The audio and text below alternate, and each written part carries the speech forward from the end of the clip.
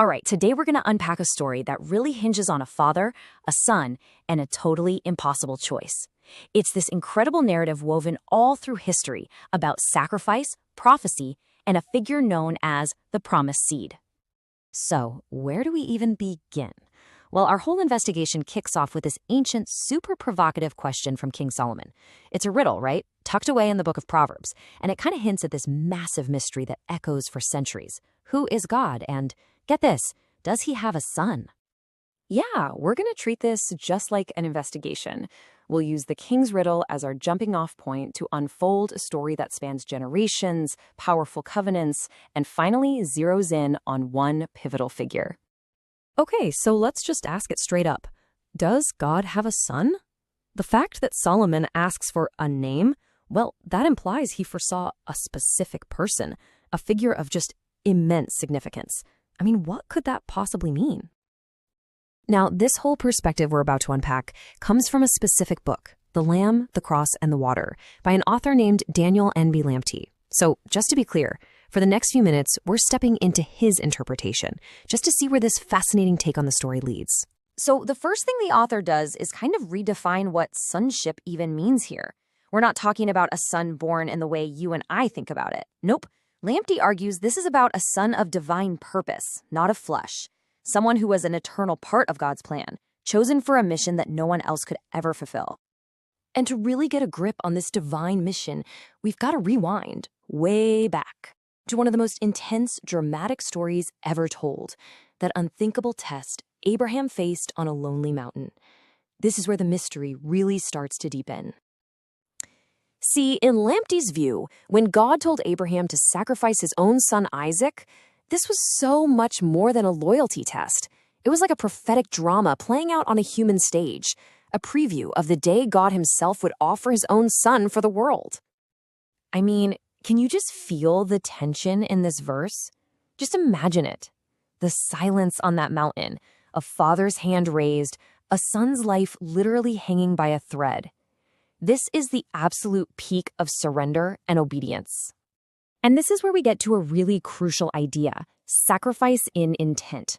The author's point is that in God's eyes, the offering was already complete the second Abraham decided to go through with it. His will was totally aligned with God's command. This wasn't just belief, this was total, absolute surrender.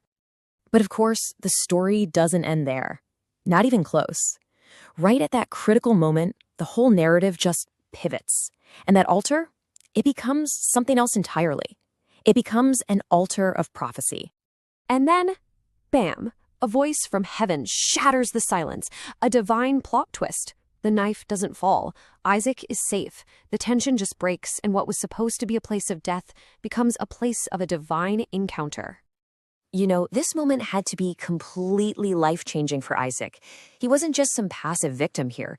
He was an obedient son, trusting his father's faith.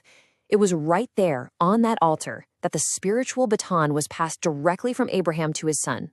So what happens next? Abraham looks up, and there is a ram caught in a thicket. According to this view, this is no accident. It's divine provision. The ram takes Isaac's place, sure, but Lamptey says it's also a huge prophecy, pointing to a future lamb, the Messiah, who would be the ultimate substitute for the whole world. Now, Abraham's mind-blowing act of faith didn't just save Isaac's life. Oh no, it unlocked an even bigger promise from God, a promise so vast it was literally written in the stars. Just listen to the words God uses here. He takes his original promise to Abraham and kicks it up a notch. He'd already promised descendants as many as the grains of sand. But now, he adds a whole new layer, a seed as countless as the stars in the sky. That's not just repetition, it's a massive expansion.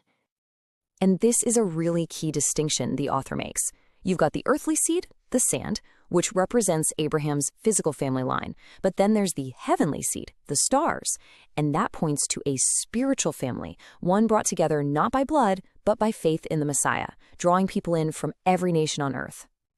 So you see where this is going, right? In this interpretation, Isaac, the miracle son, was really a living, breathing preview of the real promised seed.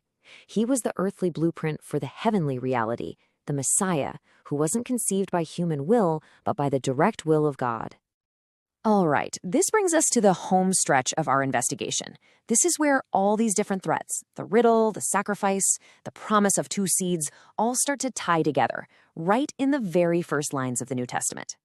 Think about it. The very first verse in the book of Matthew isn't just a boring list of names. It's a bombshell. It introduces the Messiah, Yeshua, as the son of Abraham and the son of David. Now, why those two? Because those names lock in the fulfillment of two massive, unbreakable promises. So let's break it down. The covenant with Abraham, that set up the family line for the Messiah. Then you fast forward, and the covenant with David, that secured the royal throne. One gave him his heritage, the other gave him his crown. So that long list of names in Matthew, it's not just some dusty old record. The author presents it as solid proof of God's incredibly patient and precise plan. You see, every generation, every flaw, every twist and turn of history, it was all part of a grand strategy, leading to the one person who could redeem it all. And just like that, the riddle from Proverbs is solved.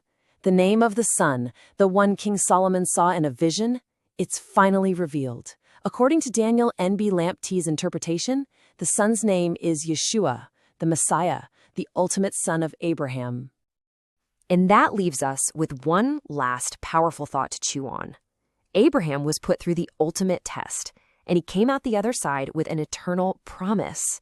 It really makes you wonder, doesn't it? What if the greatest tests in our lives aren't there to crush us, but to prepare us for the greatest gifts imaginable?